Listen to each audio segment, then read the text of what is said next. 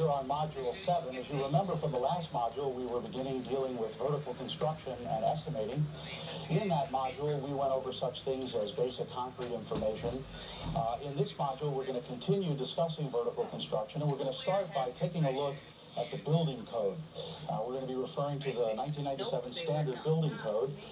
As you are aware, by the year 2000, there's to be a Florida statewide code. This will be the model for that code. We will be issuing supplements as necessary. Take out the module that you've got for this, Module 7. Take a look at the very first item in the module. It's going to introduce the Standard Building Code.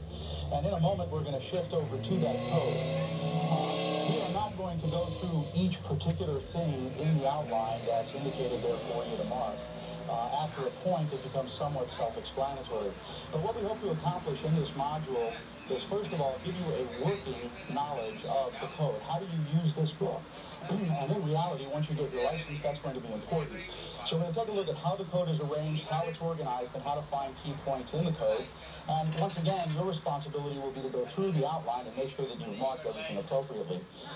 Once we're done with the building code, we will look at the remaining technical books, and that will wrap it up for this particular module.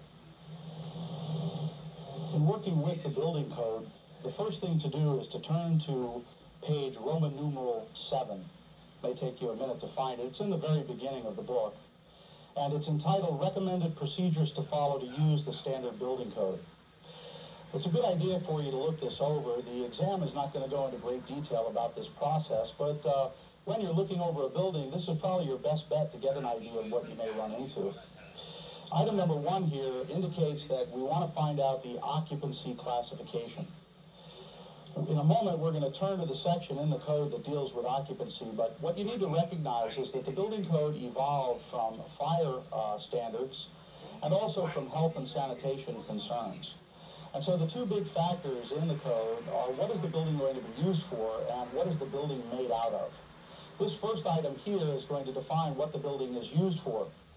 Later on down the road here, item number 2 says you want to determine the actual physical properties of the building and lists items to do. Then item number 3 talks about the type of construction. So we're going to focus here on item number 1 and item number 3. We're going to be taking a look at the uses of a building and then also the types of materials that the building is composed of as a starting point for the code. Then we're going to take a look at the chapter index of the code and go through it in general. And again, your responsibility is to go through the outline and make sure you've marked the code for the items that are pointed out.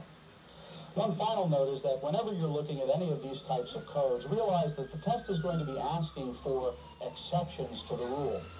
So you want to be particularly careful about how the code is set up for its exceptions, and particularly careful to double-check any notations or notes that are indicated by a piece of data that you're trying to get out of the code.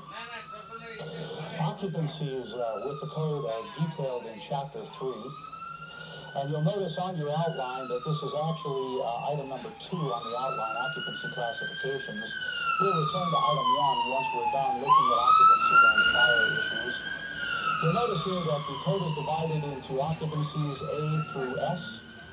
And the basic idea is that as you are analyzing a particular building, you're going to want to compartment it as to what the occupancy is going to involve. For example, a Group A, an assembly occupancy, there's going to be a concern in an assembly occupancy to deal with appropriate exits, appropriate stairways, appropriate landings, appropriate safe areas for people to wait for rescue or emergency rescue areas. There are also handicap issues that are more highlighted in an assembly, for example, than there would be in Group R residential. And so you want to get familiar with how buildings are classified, and as you go forward in your career, you'll be able to differentiate what is important in this classification system. We talked about the difference of assembly for fire exit. Another very important issue is with businesses, for example. If you have a building that has 3 or 4 different businesses in little sections within the building, you're going to be required to make sure that each one of those businesses is fire separated from its immediate neighbor. And that means that the materials in between the uses are going to have to be of a certain character so that one business's accident will not easily spill over into the other business. The issues about building types lead us immediately to issues about construction materials, which in turn leads us to Chapter 6, which defines the types of construction. The actual classification system is listed under 601.2, and in your outline, in your module, this is topic number 4, subtopic 4. So you're working with sub-item number 2 underneath the Roman numeral 1. And now we are looking at subtopic number 4, construction types, and it's turning our attention to table 600. We'll move there in a moment, but what's important here is take a look at these different types of construction. Now, to understand this, it's probably most helpful to take a look at type 6 first. A characteristic type 6 house or building would be a house built, let's say, in the area of Tallahassee. It could be out of materials that are combustible, such as frame materials. There would be no particular protection or covering of these frame materials. They would be exposed.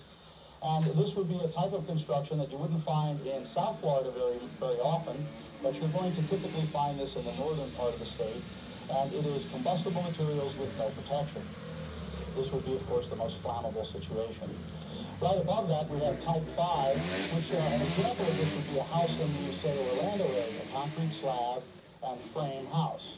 Here we have a mixture of both combustible and non-combustible types of materials. And once again, they're unprotected, and it's a little bit more or less combustible than type 6, but it is still more combustible than, let's say, an all-concrete house. Type 4 is an interesting one to consider. In type 4 construction, you're dealing with the fact that the roof and the common walls are non-combustible. Other items in the building might be combustible. Now, this particular type is important for a contractor to recognize.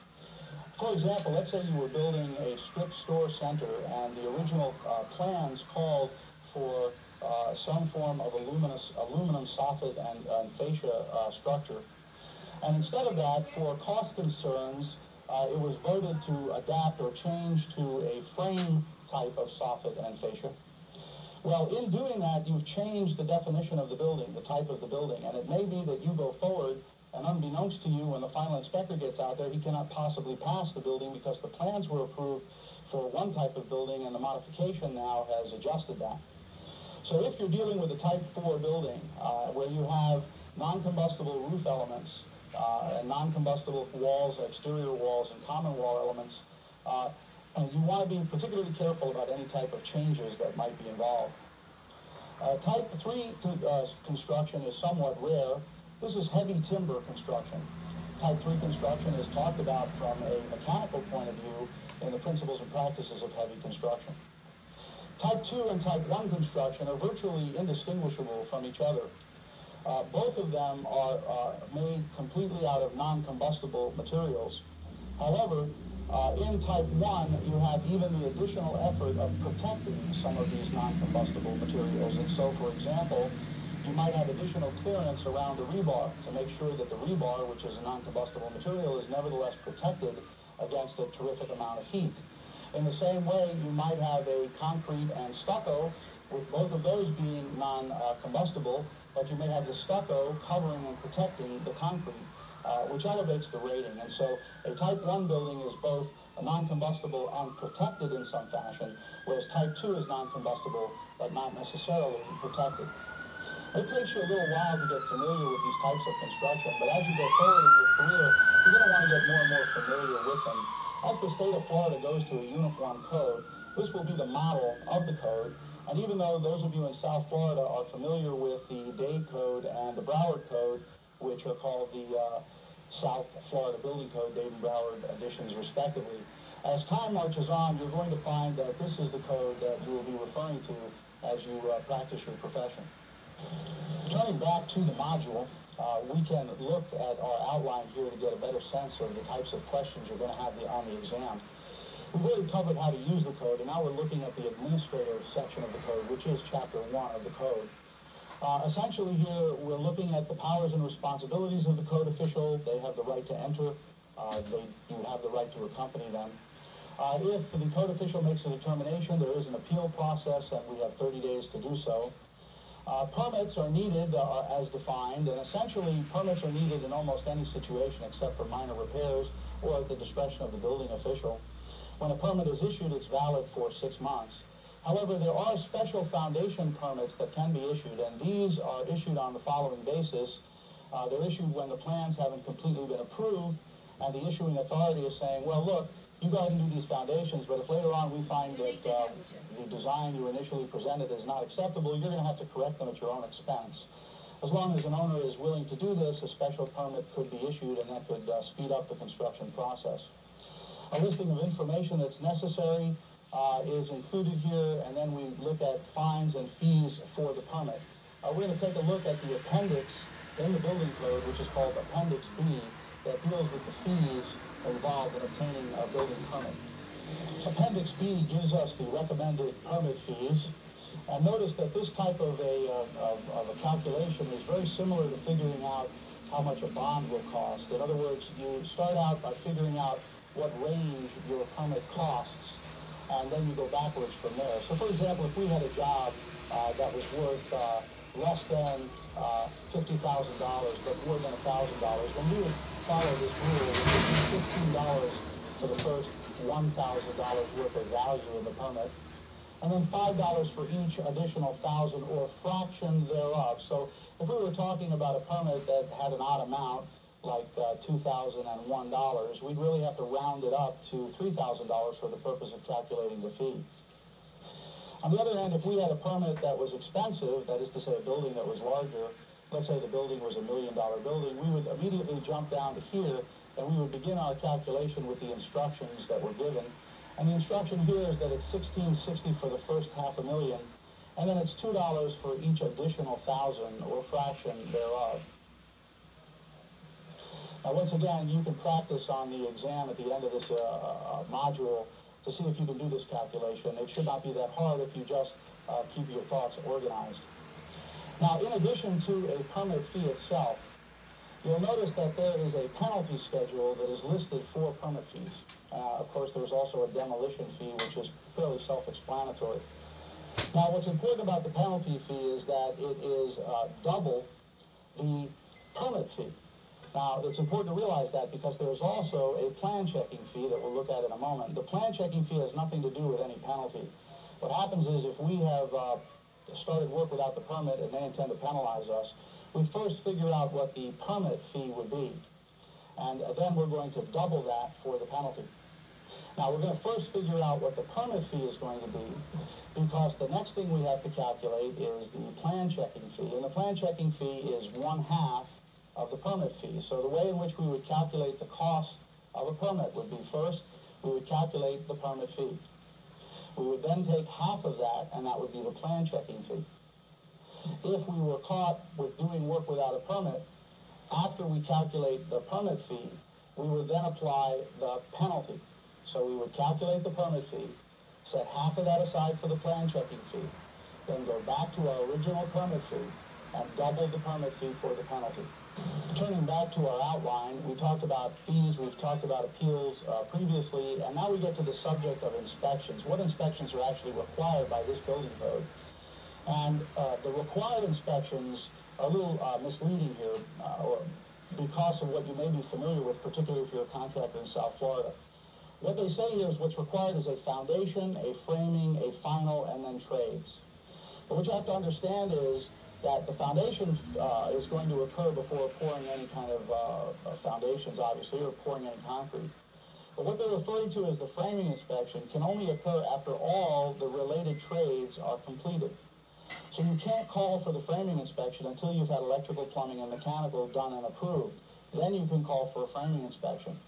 Once passed, then you can proceed. Same thing with the final. You can't get a final inspection until all the trades have had their final inspection. So both with framing and final, you're really talking about 4 inspections, not just 2. You're talking about an inspection for the electrical, mechanical, and plumbing, and then the framing, and then a final for the electrical, electrical, mechanical, and plumbing, and then a final for the building. There may also be additional inspections required, particularly when any reinforcing steel is used. And essentially, anytime you're going to pour concrete where there is permanency and reinforcing steel, you're going to need an inspection. When you go for your first inspection, you not only have to physically have the work correct, you want to make sure you've got your permit, you've got your documentation for the soil compaction at 95%, you've got a notice of commencement filed by the owner, you also have a release of termite treatment. And again here, item number 4, to pass the framing inspection, all the other inspections have to be passed, and whatever truss and framing documentation that may be necessary must be in place. Another feature here that's important as you go forward in your professional career is to understand that what inspectors dislike the most is that contractors don't check their work first. If you would, just like on the exam, double check your work, you probably would have very little difficulty with the various inspectors that you're going to run into, although every once in a while, you know, people are different. However, if you check your work first and catch the obvious things, they'll be much more willing to cooperate with you should that become necessary. Continuing on with our outline, we said we would talk about construction types, and now we're going to take a look at this table 600 that was referred to before. So take a look at table 600. Table 600 is going to talk about what type of materials do you need if you're going to build a building according to a particular type of building. And up here at the top, you can see the types of buildings indicated. For example, type 1 that we've defined, type 2 we've defined. So for example, if we were going to build a building that was a type 2 structure, we would need to make sure that the party and firewalls had a minimum of 4 hours of fire rating. And then we could look at the different components within that building and determine what hour of fire rating these would need. For example, interior bearing walls, if we're in a type 1, we're required to have 4 hours. If we're in a type 2, we're required to have 3. Columns are addressed, beams and girders are addressed, floors and assemblies are addressed, roofs and ceilings are addressed, and then exterior walls. So if we wanted to specify the type of material that would be necessary in a given situation, we would first look at table 600 and find out what the fire rating was for that composition of material. Now chapter 7 actually defines what types of materials have what type of fire rating. And you'll notice, first of all, they're describing that these requirements are in themselves defined by an ASTM standard. So there's additional supplementary information that may be necessary in order to determine if a given material is going to be acceptable or not. However, chapter 7 here is going to tell you the resistance of common materials. For example, 703.4.1 indicates not only the use of gypsum, but under what circumstances the use of gypsum would be acceptable by defining the type of gypsum that is going to be referred to by the code. Another example just above it indicates that if you're working with a hollow clay or shale, then the ASTM standard appropriate for that is going to define exactly how you are to mix this so that it will meet the fire rating that you desire. Section 704 supplements and complements Table 600, in that this table, Table 704.1, talks about occupancy separation requirements. For example, an educational occupancy requiring a 2-hour separation requirement. The test will sometimes ask a question related to the separation of occupancies, and the question might be something like this. You have a design to build a small building, and the architect comes along and decides that where before there was only going to be one tenant, now the building is going to be divided into 2 tenancies. So there must be a separation wall between those 2 tenancies. The separation wall must go all the way continuously from the floor to the ceiling. And if the original design did not incorporate that, it would be necessary to take the drywall from where it is and extend it all the way from the top of the current ceiling to the bottom of the next floor. In other words, there cannot be any gap between floor and ceiling. And so if you were asked to calculate a change order based on something like this, you would have to calculate the distance from where the original wall ends to the up part all the way to the ceiling of the next floor, or the ceiling itself. And that distance between the two would be the amount of drywall, remember to multiply that by 2 because there are 2 sides, that would be necessary to change the character of the wall from being permissible for one tenant to being permissible to 2. Another important concern of the code is the fire resistance rating for exit access or exit access corridors. And here again, depending upon the type of occupancy you're in and the load of that occupancy, there's going to have to be a minimum fire rating for that type of corridor. Chapter 7, here at 704.5, will also address such concerns as having a firewall, and does it extend through the roof, and how far is it supposed to extend through the roof. Here we're told that it has to extend no less than 3 feet. A similar issue are parapet walls, and here they were told that they cannot be less than 18 inches high. Notice, however, that in all these cases there are exceptions, so when trying to answer test questions, you want to look at the rule first and immediately look at the exceptions. Table 705.1.2 continues this analysis and shows us the minimums for firewalls given certain situations and what the opening should be. Notice there are a series of notations for these entries, and so you want to make sure you take a look at the notations before you answer a question. A related issue is fire blocking, 705.3. And the idea here is that if you've got walls, you want to make sure that there's no drafts that can penetrate through the wall if these are walls that are used for fire concerns. And so you have to put blocking inside the wall to stop their creating a draft opening by their absence. Section 709 deals with how you calculate fire resistance, and you're not going to need to do this for the exam, but it's a good idea that you are familiar with this section in case you ever are called to do such a calculation. Table 709.2.1.4b deals with what actually is the time rating for certain materials. So for example, if you take a look at gypsum wallboard, 3/8 of an inch, it's telling you that it has a 10-minute time. And of course, if you had 2 sides to this, you'd have 20 minutes. So the gypsum would contribute 20 minutes to the fire rating. You'll notice these, of course, change depending upon the layers.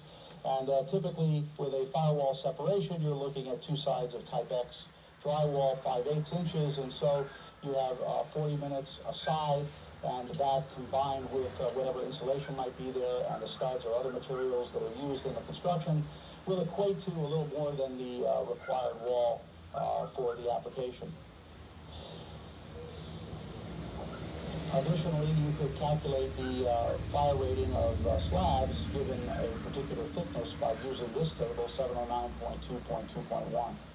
Chapter 10 of the code continues this discussion about fire issues, and now it focuses on means of egress. You can expect the exam to focus on Chapter 6 and Chapter 10 when it's asking you to consider the fire implications of what you're building. The first issue here is how many people are allowed to be in the building. This is dealt with in section 1003, occupant load, and refers us to a table which is on the right-hand side of the page, table 1003.1. This table relates the type of occupancy with the maximum number of occupants. And so you calculate the use of the building first, and then its square foot size, and then you have the number of occupants per square foot that are allowed in that particular building. The arrangement and number of exits would obviously also be an important part of this, and section 1004 introduces us to that topic. The point here at 1004.1.2 is that every room or tenant space is going to have a minimum of 1 way out, 1 means of egress. And every room and tenant space that has a load of 50 or more persons, then the travel distance to the remote entrance or